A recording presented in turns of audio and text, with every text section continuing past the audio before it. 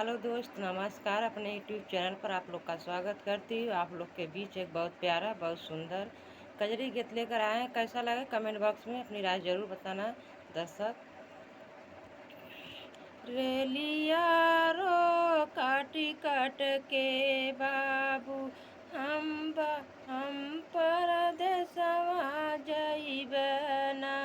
रेलिया रो काटी काट के बाबू हम परदेसवा जइबना। हम परदेसवा जइबना। हम परदेसवा जइबना। रेलिया रो काटी काट के बाबू हम परदेसवा जइबना।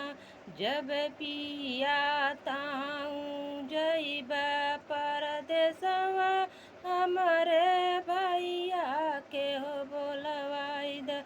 हम नैहरवा जइबना।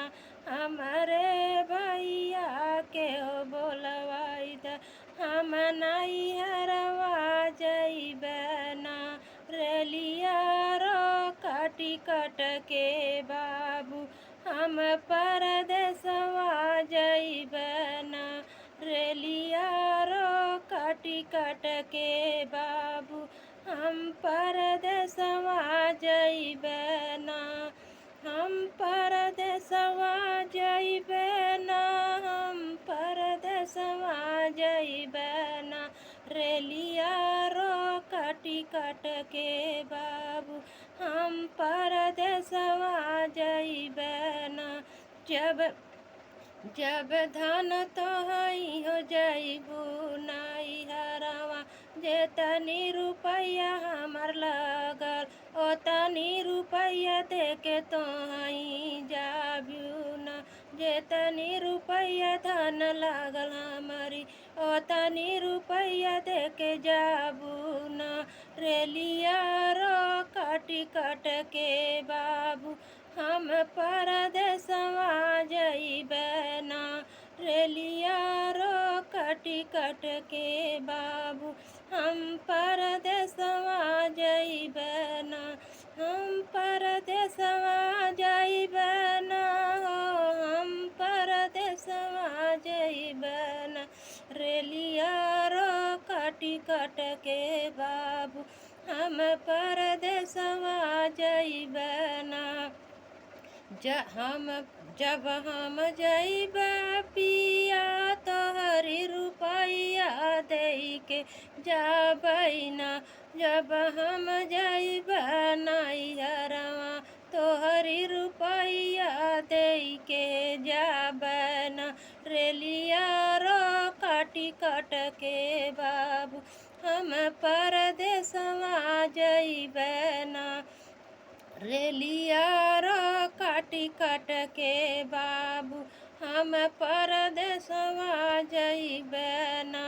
रेलिया रो काटी काट के बाबू हम परदेसवा जइबना।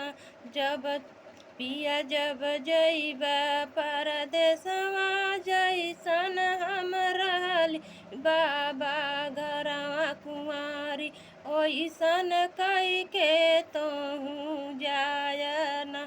जइसन रहली पापा घरवा कुंवारी, ओइसन कई के तोहू जायना। रेलिया रो काटी काट के बाबू रेलिया रो काटी काट के बाबू हम परदेसवा जइबना। रेलिया रो काटी काट के बाबू हम परदेसवा जइबना। हम परदेसवा जइबना। हम परदेसवा जइबना।